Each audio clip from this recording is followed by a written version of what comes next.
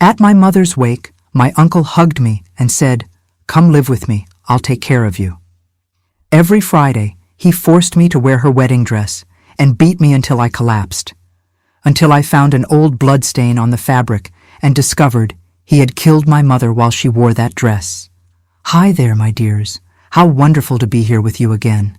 Come on in, pull up a chair. Today I'm here in my cozy kitchen making homemade caramel sauce that's simmering slowly in this copper pot here.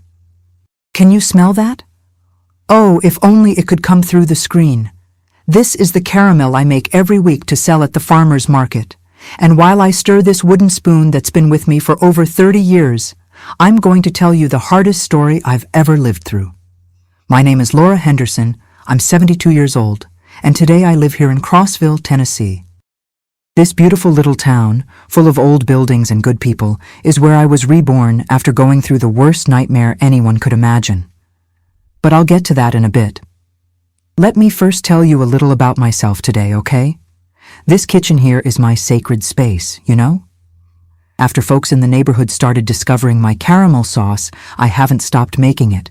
Every Saturday morning I wake up early around 5 o'clock and come in here to turn on the stove. I use fresh cream from Mr. Caldwell's farm, the real thick kind, from Happy Cows. You know how it is. Then I mix it with sugar in just the right amount, a pinch of baking soda to get that creamy consistency, and I stand here stirring, stirring, stirring. It's almost like meditation, honey. While I stir, I talk to God, thanking Him for each day, for each morning I wake up breathing this fresh Tennessee air. I started making this caramel about 15 years ago, when I retired from working at the town library. I needed something to keep me busy, you know?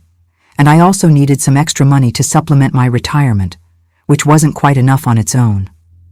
At first, I only made it for family, for neighbors. But then a lady tried it and said, "Miss Laura, you need to sell this at the market." And that's what I did. Today, thank God, I have my regular customers. People come from far away just to buy my caramel sauce. This gives me such joy, such purpose, you understand?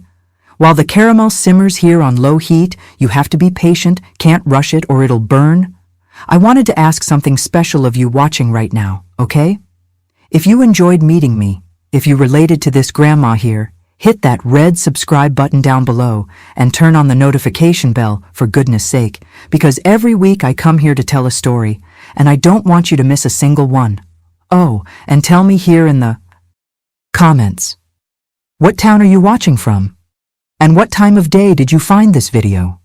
Early morning like me with your coffee? Or after lunch during that drowsy time? Or in the evening before bed? I always read every comment, I swear, and it makes me so happy to know where you're from and when you take time out of your day to listen to this grandma's stories. Tell me, won't you, sweetheart? Let's create a chain of kindness here. But now, while I stir this caramel and feel this warm steam rising, I need to be honest with you. The story I'm going to tell today is heavy. It's about a time in my life that almost destroyed me. It's about how I was deceived by the only person I thought I could trust after my mother died. It's about an uncle who should have protected me, but turned my life into a hell of fear and pain. And it's about how I discovered a terrible truth hidden in a blood-stained wedding dress. If you or someone you know has been through something similar, stay here with me, because in the end, I promise, there's hope. There's a new beginning. There's this kitchen smelling of caramel and a life worth living. I was born in Maryville, a historic little town here in Tennessee, in 1953. Maryville was known for its textile mills and the old Victorian houses you can still see there today. My mother's name was Evelyn Henderson, and my father, Walter Henderson. They were simple people, hard-working, truly good folks. My father was a railroad worker, worked at the Maryville station. Every morning at 5 o'clock, he'd leave the house with the lunch pail my mother had prepared the night before. I still remember the sound of the gate when he closed it, that creaking metal sound that echoed down the still dark street. My mother. Oh, my mother was the sunshine of my life. Evelyn was a seamstress, worked from home. We lived in a simple 3-room house on Commerce Street, right near the First Baptist Church. The front room was where her Singer sewing machine sat, that black one with the golden pedals. I spent hours sitting on the floor of that room, playing with the fabric scraps she gave me, making little cloth dolls while listening to the tick-tick-tick of the machine. My mother sewed for half the town, made party dresses, christening gowns, school uniforms. Ladies would come to our house and she'd measure, mark, cut, sew. She had fairy hands, everyone said. It was just the three of us. I was an only child, not because my parents didn't want more children, but because God willed it that way. My mother had lost 2 babies before me, and after I was born, doctors said she couldn't have any more. So I was the apple of their eye, the darling of the house. But I wasn't spoiled, no ma'am. My father and mother raised me to be a worker, to have character. From the time I was little, I helped with chores, swept the house, washed dishes in the kitchen sink, helped hang clothes on the line. Our life was simple, but it was happy. In the morning, after my father left for work, my mother and I would have breakfast together, biscuits with butter, coffee with cream nice and hot, sometimes a piece of cornbread she made on the wood stove. Then I'd go to school, Jefferson Elementary, which was about 5 blocks from home. I walked there, always with other girls from the street. We'd carry our lunch boxes with ham sandwiches or cookies my mother made. At school, I was a good student, loved to read, to write. The teacher, Mrs. Harrison, always said, "Laura's going places. This girl has a good head on her shoulders." After school, I'd run home, because I had to help my mother.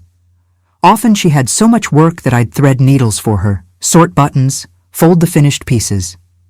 But there was always time left over to play.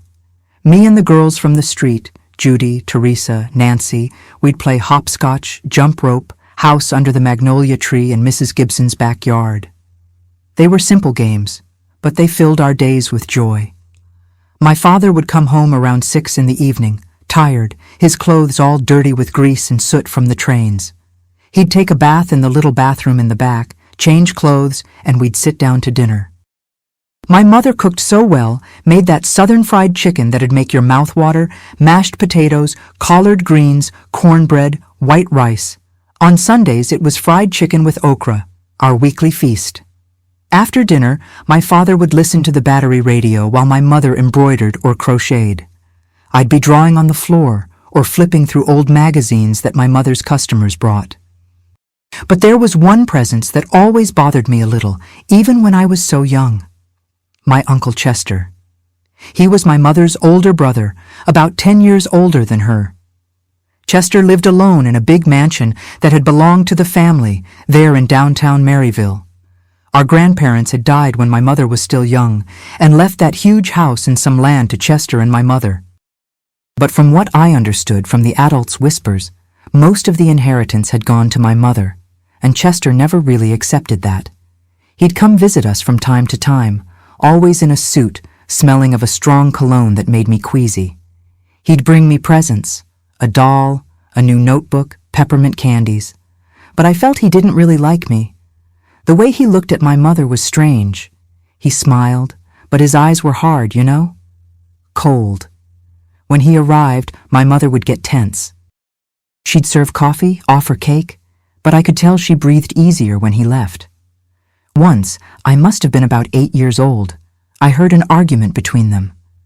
My father had gone out to buy bread, and Uncle Chester showed up suddenly. He and my mother talked in the living room, and his voice got louder and louder. I was in the backyard, but I could hear him saying, "You got everything, Evelyn? Everything, and I got the scraps. This isn't right." My mother answered, calm but firm, "It was Mom and Dad's decision, Chester. I didn't steal anything from you." He left, slamming the door. My mother stood at the window, hand on her chest, breathing deeply. When she saw me looking, she smiled and said, "It's nothing, sweetheart, grown-up stuff." But that stayed stored in my memory. The way Uncle Chester looked at my mother, the way he said, "You got everything," with so much venom in his voice. I was a child, but I could already feel that this man carried enormous resentment, a bitterness that boiled inside. The years passed like that, between my mother's sewing machine, The train whistle where my father worked, playing on the dirt road, summer barbecues and sweet tea, Sunday services at the Baptist church. I grew up in that good routine, surrounded by my parents' love, protected from the world. When I turned 12, I got my first young lady's dress, made by my mother with beautiful flowered fabric. I felt so grown up that day. But childhood was ending, and soon adolescence would arrive, bringing changes I could never predict. Adolescence passed in the blink of an eye. I kept studying, helping my mother with sewing, growing up in that quiet and welcoming Maryville. When I turned 15, I started working part-time as an assistant at the town library. It was Mrs. Harrison who got me the position, saying I was studious and deserved the opportunity. I loved that work, loved the smell of old books, the nice silence between the shelves. My father was so proud when I brought my first paycheck home. My mother cried with joy and said, "My daughter's going to be somebody." My father died when I was 17. It was sudden, a massive heart attack while working at the station. They couldn't even get him to the hospital alive. It broke our hearts. The house felt empty without the sound of the gate in the early morning, without the sound of the radio at night. But my mother and I held on to each other and moved forward. She kept sewing. I kept working at the library. Money was tight, but we managed. And Uncle Chester? He showed up at my father's funeral, stayed half an hour, and left. Didn't offer help, didn't ask if we needed anything. My mother didn't expect any different. It was in early 1972, right after I'd turned 19, January 14th had been my birthday, that tragedy struck. It was an ordinary Tuesday, February 8th. I'd left for work at the library early in the morning, same as always. My mother was fine, had woken up in good spirits, even mentioned she was going to make cornbread for our afternoon snack. I kissed her and left. When I came back around noon, I thought it was strange that the front door was ajar. "Mom?" I called, entering slowly. Silence. "Mom?" A chill ran down my spine. I went to her bedroom and, my God in heaven, she was lying on the floor beside the bed, motionless, with her eyes open but lifeless. I screamed until the neighbors came running. Mr. Parker went to get the doctor, but when he arrived, there was nothing more to be done. The Dr. Mitchell, a thin man with thick glasses who treated half the town, examined my mother right there in the bedroom. He frowned, checked her pulse, listened to her heart with the stethoscope. Then he stood up and said, with a strange voice, "It was her heart. Massive heart attack. These things happen, young lady. My condolences." I was in shock. "But doctor, my mother was healthy. She never complained about her heart. How can it be a heart attack?" He looked at me over his glasses and repeated more firmly, "It was her heart, Laura. There's nothing to discuss. I'll sign the death certificate, find a funeral home." And he left, too quickly, without looking back. The following days were a blur of pain. The wake was in our living room, as was customary. They placed the casket in the middle of the room where my mother's singer machine sat. The neighbor ladies brought coffee, sandwiches, cake. The house filled with people saying the rosary, hugging me, saying my mother had gone to heaven. I couldn't stop crying. It was at the wake that Uncle Chester arrived. He came through the door in a black suit with a bouquet of white flowers. He walked to the casket, stood looking at my mother for way too long. And then he cried, thick tears rolling down his face. I was surprised because I'd never seen Uncle Chester show emotion. He came to me, hugged me tight, and whispered in my ear, "Laura, my girl, you don't deserve to go through this. You're so young, so alone now. I'm the only family you have left." I cried on his shoulder, seeking comfort, wanting to believe I wasn't completely alone in the world. After the burial, when everyone had gone and I was sitting in the empty living room looking at the still singer machine, Uncle Chester came back. He sat beside me and said, with a gentle, protective voice, "Laura, come live with me. This house is too small, full of sad memories. You can't stay alone. I have that huge mansion with rooms to spare. I'll take care of you like your mother would. You're my niece, my blood. Let me protect you." I looked at him with eyes swollen from crying and asked, "Are you sure, Uncle Chester? I don't want to be a burden." He held my hand and answered, "I'm absolutely sure, my girl. You'll come to my house, have a nice room, good food, you can keep working at your library. I just want you to be okay. It's the least I can do for Evelyn's memory." I accepted. My God, how I regret accepting. But in that moment, lost, scared, without direction, I thought I was being saved. A week later I moved. I took my clothes, some books, my parents' wedding photo. Uncle Chester's mansion was huge. 2 floors, lots of rooms, old dark wood furniture, a backyard with rose bushes, and a stone fountain. He gave me a room on the 2nd floor, with a big bed, an oak wardrobe, and a window overlooking the garden. "Make yourself at home, Laura. This is your house now," he said, smiling. For the first few days he was kind, even too attentive. He'd have the cook, Mrs. Collins, prepare my favorite foods. He'd ask how my day at the library had been. Even offered to pay for classes so I could study more.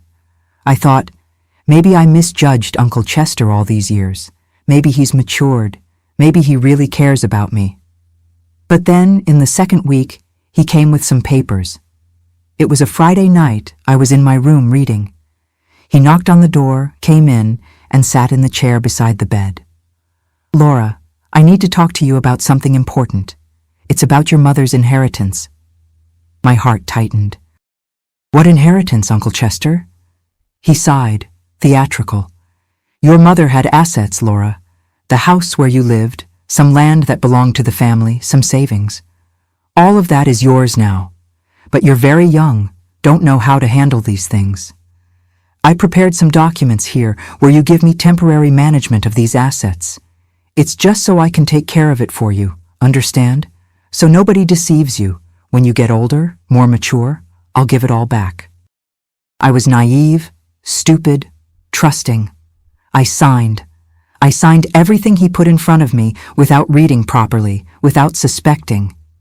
He smiled, put away the papers, and said, "There, now everything's resolved.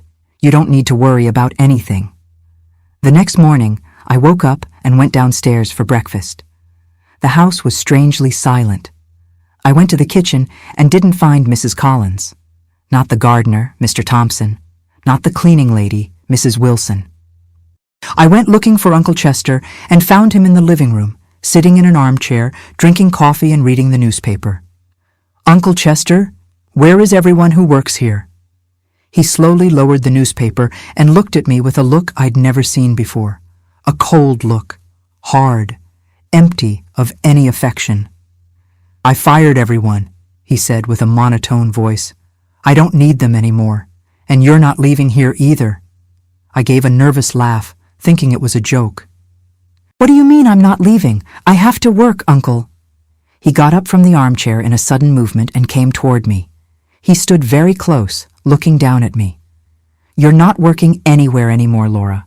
You're going to stay here, in this house, with me. Did you understand me?" My whole body trembled. "Uncle Chester, I don't understand. You're scaring me." He gave a crooked smile, bitter, full of malice. "You're just like her. The same innocent face, the same whiny voice. Your mother stole everything that was mine, Laura. She got the house, the land, our parents' money, and me? I got the scraps. But now you're going to pay for everything she did." I didn't leave that mansion for 5 years. 5 years, my dears. From 1972 until 1977, I was a prisoner of my own uncle in that huge and silent house. He'd lock the doors from the outside when he left, take the keys, cover the first-floor windows with nailed boards. My room on the 2nd floor had bars on the window. He said he'd had them installed for my safety, but I knew it was, so I wouldn't jump. There was no phone in the house, no way to call for help. The routine was always the same, terrible, unbearable. During the week, Monday through Thursday, he ignored me almost completely. He'd leave food ready in the refrigerator, stale bread, overripe fruit, sometimes a piece of tough meat. I ate alone in the big empty kitchen, hearing only the sound of the wall clock going tick-tock, tick-tock. He'd leave early in the morning, never told me where, but I imagined he was taking care of business that now included my stolen inheritance, and only come back at night. When he came back, he'd go straight to his room and leave me alone. On those days, I'd spend hours walking through the empty house, looking at the locked windows, trying to find an exit that didn't exist. But every Friday was hell. The first time happened the Friday after his revelation. I'd spent the whole week terrified, not fully understanding what was happening, thinking maybe he'd change his mind, that it was all a misunderstanding. But on Friday, when the sun began to set and the house filled with long shadows, I heard the key turning in my bedroom door. He came in. He was dressed in an impeccable gray suit, hair combed back, smelling of that sickening cologne. But his face was different. His eyes shone with something dark, an old rage he'd kept for years. "Get up," he ordered. I stood up from the bed, shaking. "Follow me." He took me up the stairs to the attic, a place I didn't even know existed in the house. The door creaked when he opened it, and a smell of mold and dust entered my nostrils. There was a yellow bulb hanging from the ceiling, poorly illuminating the space full of old boxes, furniture covered with sheets, and a metal clothing rack in the center. And on that rack hung a wedding dress, a white dress, vintage, with delicate lace and pearl buttons. I recognized it immediately. It was the dress my mother had worn at her wedding. I'd seen that dress in photos. "Put it on," he said, pointing to the dress with a dry gesture. I looked at him without understanding. "What?" I said, "Put on that dress, now." His voice was ice. My fingers trembled so much when I grabbed the dress that I almost dropped it. "Uncle Chester, I don't understand. Why do you want me to—" "Put it on!" he yelled so loud I jumped. With tears streaming down my face, I took off my simple clothes and put on that dress. It was tight. My mother was thinner than me and smelled of mothballs and thyme. The buttons were hard to close, but I managed with trembling hands. When I finished, he looked me up and down, slowly, and then he started walking in circles around me like a predator studying its prey. "Perfect," he whispered. "You look just like her.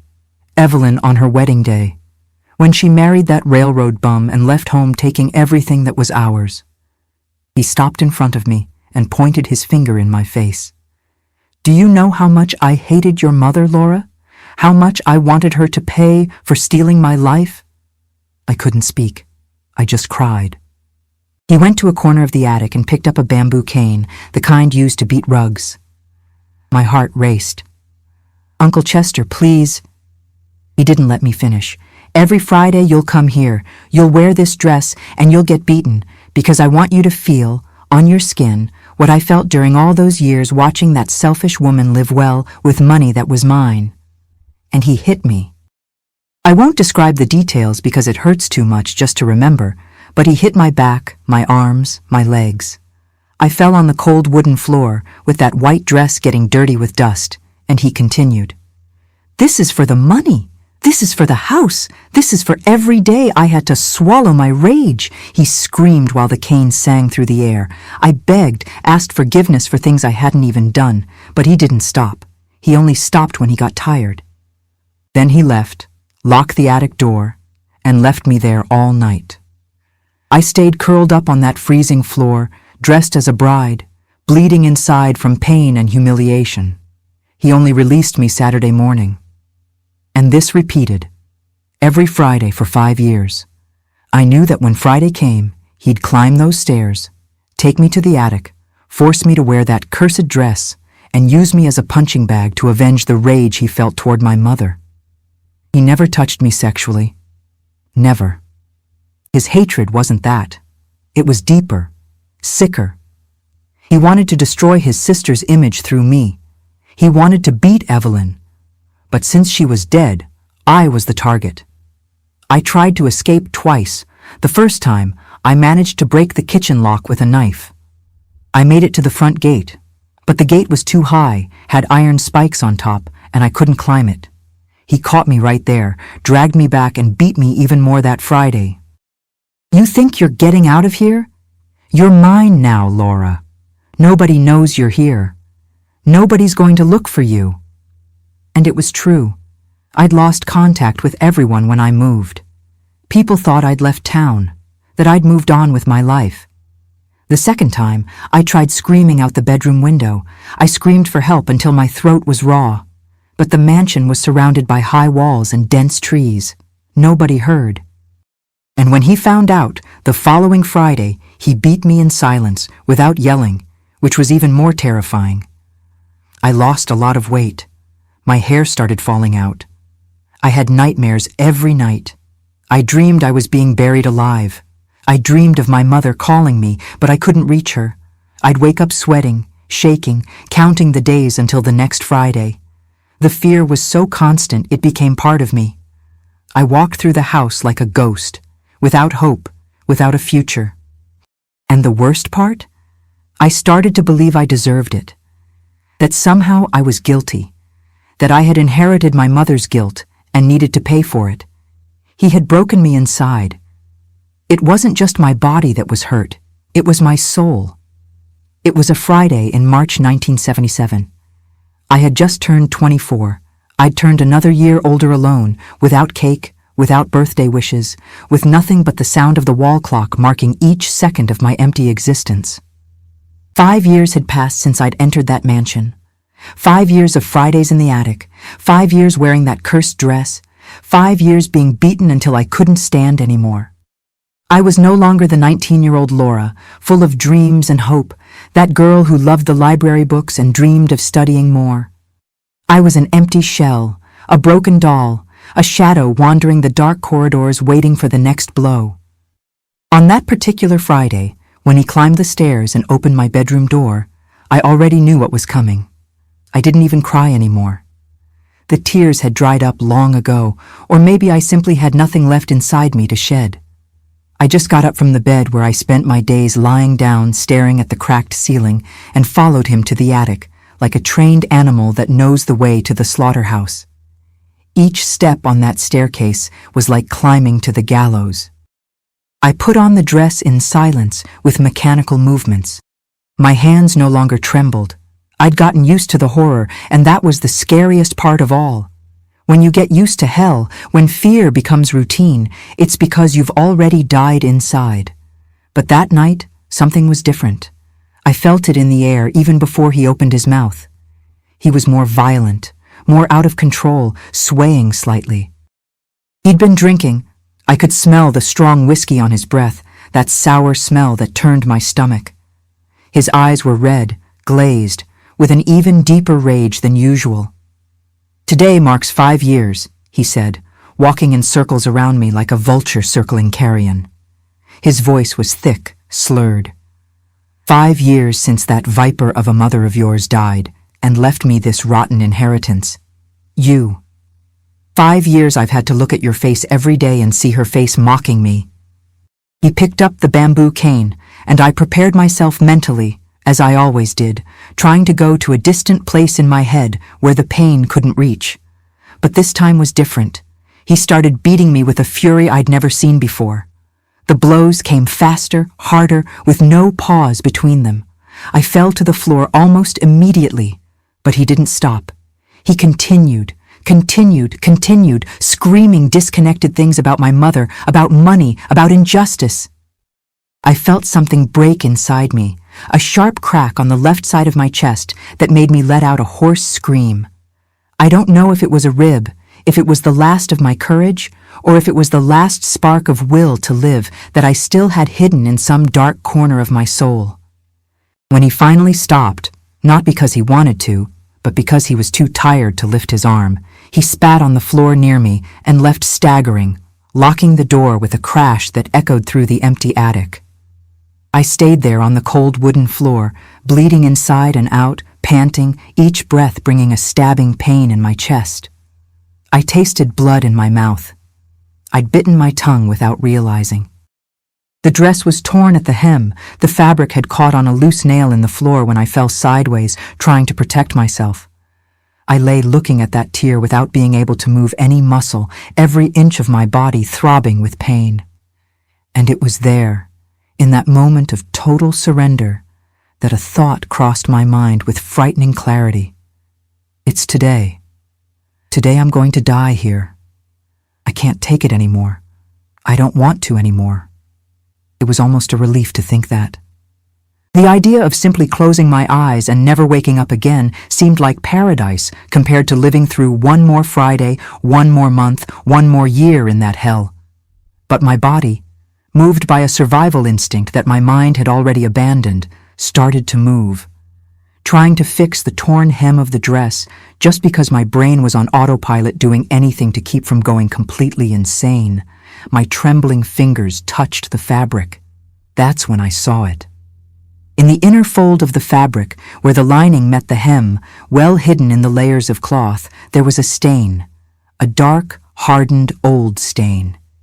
Different from any normal dirt. Something inside me, a morbid curiosity perhaps, or a sixth sense whispering that this was important, made me bring my face closer, trying to see better in the dim yellow light of the bulb hanging from the ceiling.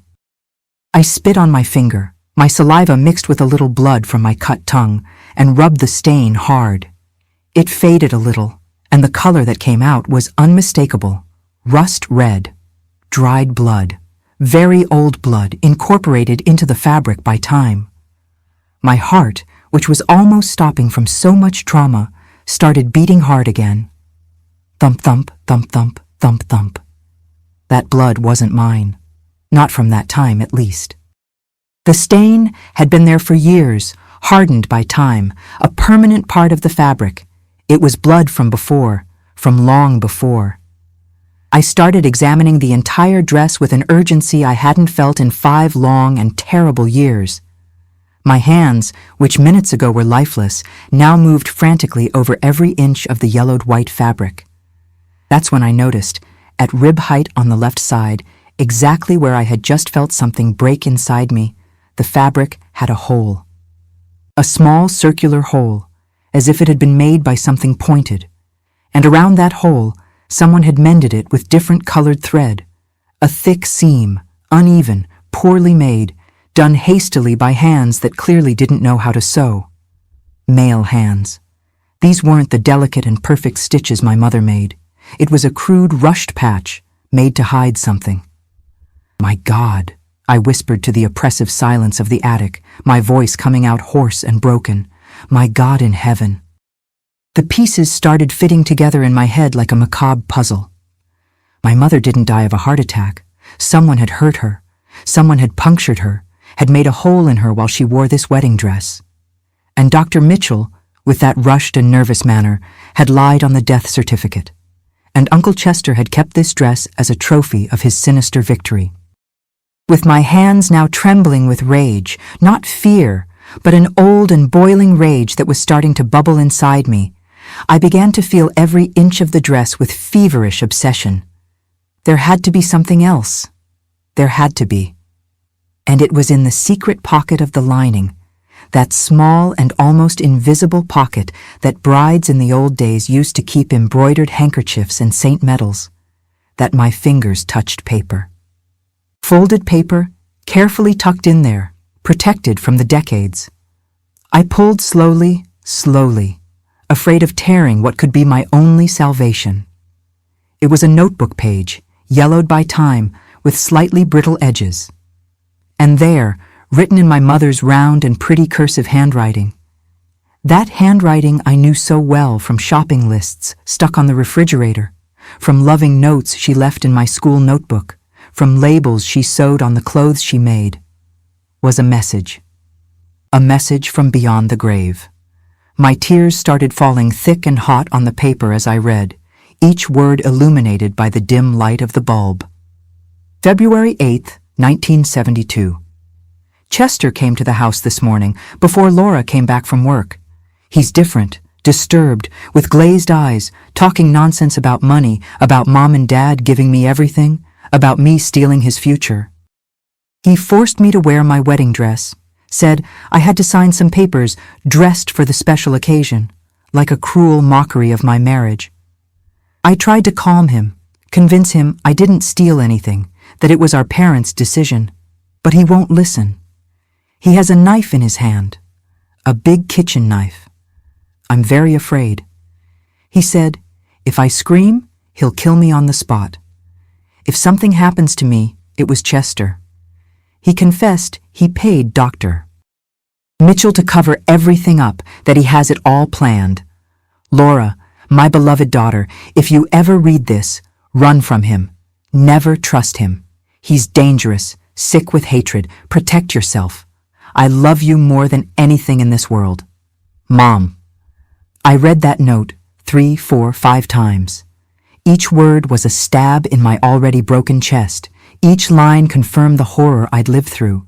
But it was also the truth I desperately needed. My uncle had killed my mother, had stabbed her in that same cursed dress, had cleaned up the crime scene, bribed the medical examiner, forged the heart attack on the certificate, and he'd brought me to live with him not out of pity, not out of family love, but to continue his sick revenge. He had murdered his sister in cold blood and now was slowly destroying her daughter, week after week, beating after beating. I folded the note with trembling hands and hid it inside my underwear, pressed against my sweaty and bruised skin.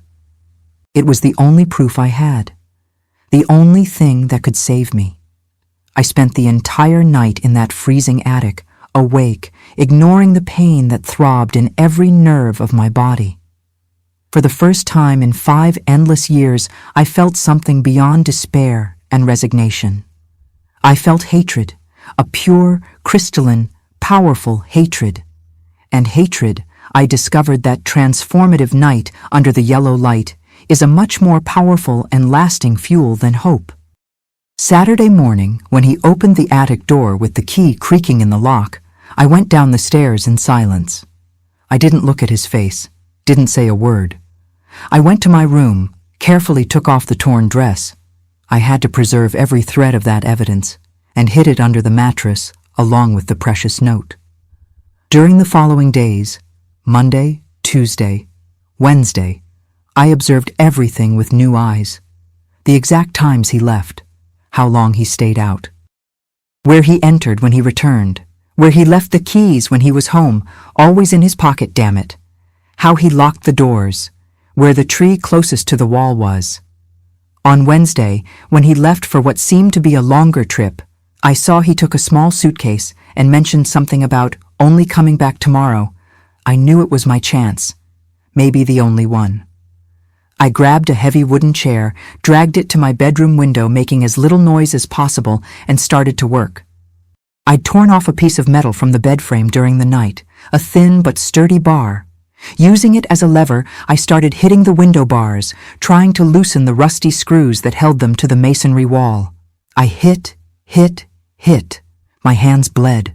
Blisters formed and burst. My arms hurt so much I thought they'd fall off, but I didn't stop. Each blow was for my mother. Each blow was for the 5 stolen years. Each blow was for the 19-year-old girl I'd never be again. After 2 hours of exhausting work, sweat running down my face, blood dripping from my fingers, one of the bars finally gave way with a victorious metallic creak. I looked down. It was the 2nd floor. The distance to the ground seemed enormous, dangerous. If I jumped, I'd probably break something. My legs, my arms, my neck, God forbid. But it was my chance. My only chance. I grabbed the blood-stained dress and the life-saving note, tied everything in an improvised bundle with an old sheet. I made the sign of the cross. I prayed a whole Hail Mary, the words coming out trembling from my chapped lips, and I jumped. The pain when my left ankle twisted on impact with the hard ground was beyond anything I'd ever felt.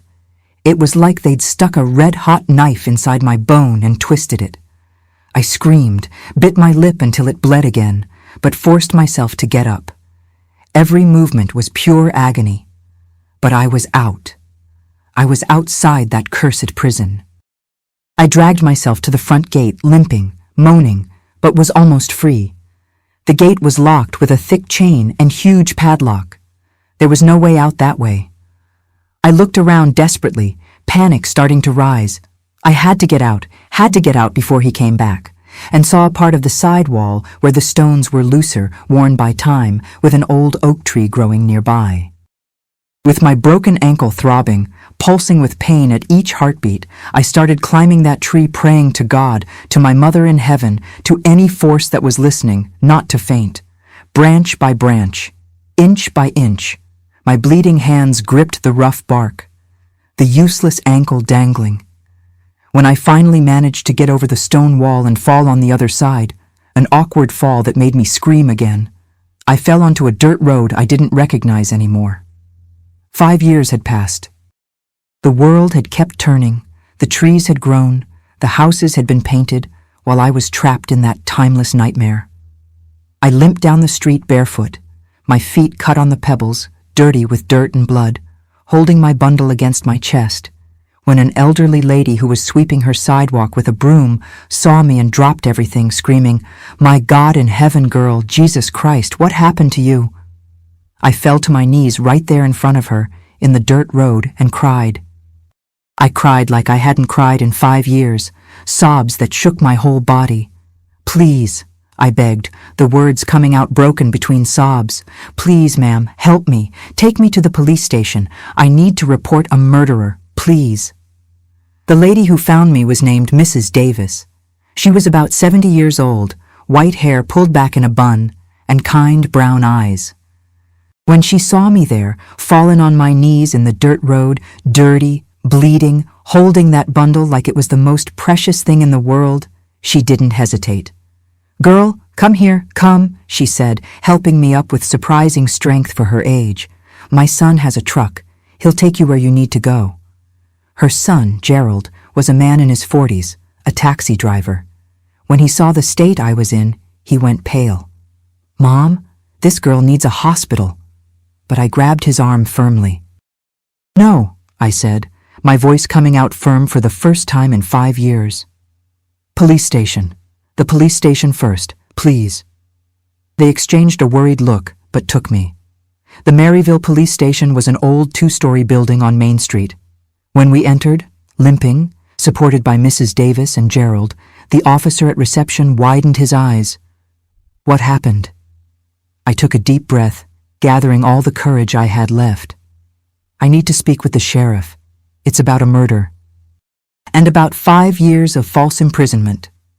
Sheriff Thompson was a serious man, with a graying mustache and penetrating gaze. When I sat in the chair in front of his desk, every movement agony because of my broken ankle and cracked rib, he crossed his arms and said, "Speak, miss, I'm listening." And I told everything. Everything. From the day my mother died, through Dr.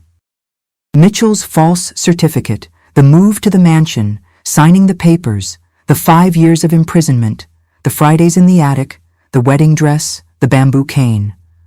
My voice trembled, broke, but I didn't stop. And when I finished, I opened the cloth bundle and placed on his desk the blood-stained dress and my mother's yellowed note. Sheriff Thompson read the note 3 times, examined the dress, the dried blood stain, the poorly mended hole. He was silent for what seemed like eternity. Then he stood up, went to the door, and shouted, "Jackson Porter, get in here now." 2 officers came running in. "Prepare a search warrant for Chester Henderson's mansion, and an arrest warrant, too. We're going to need to exhume a body." In the following days, the entire town was in shock. The police raided Uncle Chester's mansion. He'd come back from his trip and was there, calm, thinking I was still locked up. The look of surprise on his face when the officers entered and said he was under arrest for aggravated murder and false imprisonment was something I'll never forget. I was there at the station when they brought him in handcuffs. He saw me and screamed, "You're going to pay for this, you little tramp. You betrayed me." But I didn't look away. I looked right in his eyes and said, with a voice I didn't know I had, "The one who's going to pay is you, for everything you did to my mother." And to me, my mother's body was exhumed from Maryville Cemetery, It was horrible to have to go through that, to have to authorize them to open her casket 5 years later, but it was necessary. The new medical report, done by a medical examiner from Nashville, that the police brought specially, confirmed everything. Perforation between the 5th and 6th rib, compatible with a sharp instrument like a knife, injury that would cause death within minutes. It wasn't a heart attack at all. It was murder. And Dr. Mitchell, confronted with the evidence and the confession my mother had left in the note, confessed he'd received money from Chester to forge the certificate. The trial lasted months. I had to testify, had to relive every detail of those 5 years, had to show the scars that still marked my back, my arms, my legs. It was painful. It was humiliating, but it was necessary. In December 1977, Chester Henderson was sentenced to 30 years in prison for aggravated murder and false imprisonment with torture. Dr. Mitchell got 10 years as an accomplice. Justice had been done. The inheritance my mother had left, and that Uncle Chester had stolen through those papers he made me sign, was returned to me. The house where I lived with my parents, the land, the savings. Everything came back to my name. For the first time since I was 19, I had resources. I had a future, I had choices. But before anything else, I needed to do one thing, one last thing. On an afternoon in January 1978, in the backyard of the house where I grew up on Commerce Street, I'd recovered possession of the house. I lit a bonfire. Mrs. Davis was with me, Gerald too, and some neighbors who had been my mother's friends. I grabbed that blood-stained white wedding dress, that symbol of so much suffering, so much hatred, so much pain, and threw it in the fire. Watching that fabric catch fire, watching the orange and red flames rise, consuming every inch of that cursed cloth, was the most liberating feeling of my life. Each flame was a prison breaking. Each spark was a Friday being erased from memory. When only ashes remained, I cried. But this time they were tears of relief, of liberation, of rebirth. I sold the land. I sold Uncle Chester's mansion, didn't want to even step in that place ever again. With the money, I paid all my debts, went through treatment with a psychologist in Nashville, took care of my health. I had surgery on the ankle that had been crooked. I treated the after effects of the beatings. I started eating right, gaining weight again, letting my hair grow. And in 1980, 3 years after escaping that hell, I decided to start over. I didn't want to stay in Maryville anymore. The town had too many memories, too many ghosts. I researched small and quiet towns in Tennessee, places where I could live in peace, where nobody knew me, where I could just be Laura, not that girl who was imprisoned by her uncle. And that's how I came to Crossville. Crossville welcomed me with open arms. I bought a simple but cozy little house. I got a job at the town library. I went back to what I loved to do before everything fell apart. And little by little, day by day, I rebuilt my life. I made new friends, met good people, started going to church, participating in town festivals, feeling part of a community again. In 1983, I met Ernest, a widower 16 years older than me, father of 2 grown children. He was a retired railroad worker, just like my father had been, and had a huge heart. We got married in 1984, in a simple ceremony at Crossville First Baptist Church. I wore a light blue dress, no veil, no pomp, and I was happy. We had a daughter, Denise, who's now 40 years old and gave me 4 beautiful grandchildren. Uncle Chester died in prison in 1995. Heart attack, irony of fate. When they told me, I felt nothing. Not anger, not joy, not sadness, just emptiness. A chapter finally closed. Today, here in my little house in Crossville, at 72 years old, I live a life that seems like a miracle. Every morning I wake up is a blessing I never take for granted. My Ernest passed away 6 years ago in 2019, also from his heart, but he lived to be 82 and passed away sleeping in peace. It was 35 years of good marriage, of companionship, of respect. He taught me that not all men are monsters, that love can be gentle, safe, warm. I live alone now, but alone doesn't mean lonely, not at all. My daughter Denise lives here in Crossville too, 3 blocks from my house, with her husband and my 4 grandchildren, Robert age 15, Brittany age 12, and the twins Michael and Melissa age 8. They're always at my house. Brittany comes to help me make the caramel sauce every Saturday morning. She's already learning the right consistency. The girl has a gift. Robert chops wood for the stove. The twins run around the backyard, filling the house with noise and joy. This kitchen where I spend most of my time is my kingdom. Simple, with old wooden cabinets, wood stove that Ernest installed when we got married, a big pine table where the whole family gathers for Sunday dinners. The walls are full of photos, from my wedding with Ernest, little Denise, the grandchildren at various ages, an old photo of my mother that I keep fondly. I don't have a photo of my father because they were all destroyed during the time I was imprisoned, but his image lives here in my heart. The caramel sauce I make isn't just income, it's therapy. When I'm here, stirring the wooden spoon in that copper pot, listening to the cream bubbling slowly, smelling the sweet scent filling the kitchen, I connect with life in a way that's hard to explain. It's almost as if each jar of caramel I make is a declaration of victory. I survived. I won. I'm here. At the Saturday market, when customers taste it and say, "Miss Laura, your caramel is the best in town," I smile on the outside, but inside my heart celebrates the freedom to be able to make something simple and beautiful with my own hands. Besides the caramel sauce, I embroider tablecloths to sell at church. It's another craft I learned over time. Cross-stitch, satin stitch, chain stitch. I make tablecloths, dish towels with designs of flowers and fruits. The income supplements my retirement. I retired from the library in 2018 after working there for 38 years. The head librarian, Mrs. Nelson, cried on my last day. "Laura, you're an institution here," she said. And it was true. I helped generations of Crossville children discover the love of books. My house is humble, 2 rooms and a kitchen, a little bathroom in the back, but it's mine. I paid for it with money from selling the land.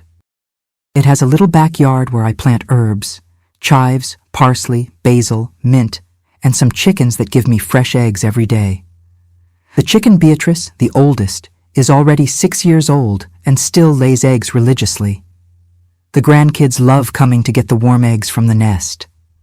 I go to church every Sunday, 8 o'clock Mass at the First Baptist. I'm part of the Wednesday prayer group, along with other ladies my age. We pray, have coffee and cake, talk about life. They know my story. Everyone in Crossville knows one way or another, but nobody pries, you know. They respect me. They treat me as Laura, the caramel maker, the embroiderer, the grandmother of 4, not as that poor woman who suffered. There are scars, of course, physical and emotional. The marks on my back never completely disappeared. They look like thin white stripes that only God and I see when I look at myself in the mirror. The left ankle still hurts when it's going to rain, a pang that reminds me of that jump for freedom. And there are nights, I won't lie, when the nightmares come back. I dream I'm trapped again, that the attic door is locking, that there's no way out. I wake up sweating, my heart racing, and need to get up, turn on the light, remind myself, "You're in Crossville, you're free. He's dead. It's over." And I breathe deeply and go back to sleep. But those nights are rare now. With time, with a lot of time really, the wound healed. I never forgot. How could I? But I learned to carry that story not as a burden, but as a testimony. I survived hell and came back. Few can say that. Last month, Denise asked me if I still had resentment. We were here in the kitchen, peeling potatoes for Sunday dinner. I stopped, thought carefully, and answered honestly, "No, sweetheart, I don't have resentment anymore. What I have is gratitude. Gratitude for being alive, for having known your father, for having you, for having these beautiful grandchildren, for having this little house, this stove, this pot of caramel." And it was true. The hatred that saved me that night in the attic has already fulfilled its purpose. Today, what moves me is love. Love for the life I rebuilt, brick by brick. If there's one thing I need to tell you who are listening now, it's this. Not every monster wears a scary mask. Sometimes the monster wears a suit, brings flowers to the wake, offers shelter when you're vulnerable. Sometimes the monster is family. When someone who should protect you starts to isolate you, firing staff, locking doors, cutting your contact with the world, that's not protection. It's prison. When someone makes you sign papers saying it's for your own good, but won't let you read carefully or consult someone else, that's not help. It's theft. When someone tells you you're to blame for someone else's mistakes, that you need to pay for something you didn't do, that's not justice. It's manipulation. I was imprisoned for 5 years because I was ashamed. Ashamed to admit that my own uncle, my blood, was my tormentor. Ashamed to imagine that nobody would believe me. But listen carefully to what this grandma is telling you. Don't be ashamed to report family. Kinship is not a license for evil. Blood doesn't justify torture. If you're living in a situation where someone in your family controls you, isolates you, hurts you, physically or emotionally, save evidence. Write down dates, keep messages, take photos of injuries, write notes, and hide them in safe places. It was my mother's note that saved me. It was the dress with blood that condemned my tormentor. Without evidence, it would have been my word against his, and he had money, power, respectability. But with evidence, the truth came to light. And if you're reading this and realizing that someone you know is being isolated, a neighbor you don't see anymore, a colleague who disappeared, a cousin who doesn't answer the phone anymore, insist. Knock on the door. Ask if everything's okay. Offer help. Mrs. Davis, who found me in the street, could have passed by, thought, it's not my problem. But she stopped. She helped.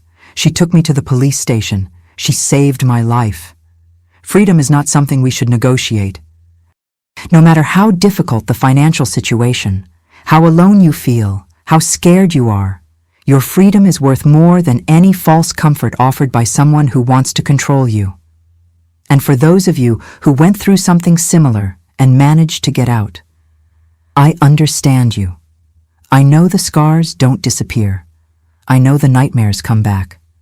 I know there are days when fear knocks on the door again. But look at me, 72 years old, 4 beautiful grandchildren, a fragrant kitchen, a life worth living. We can rebuild. It may not be quick, it may not be easy, but it's possible. Now, if you really listened to me until now, subscribe to Grandparents' Tales, like the video and comment what time you're finishing watching this video. Thank you for your kindness. See you soon.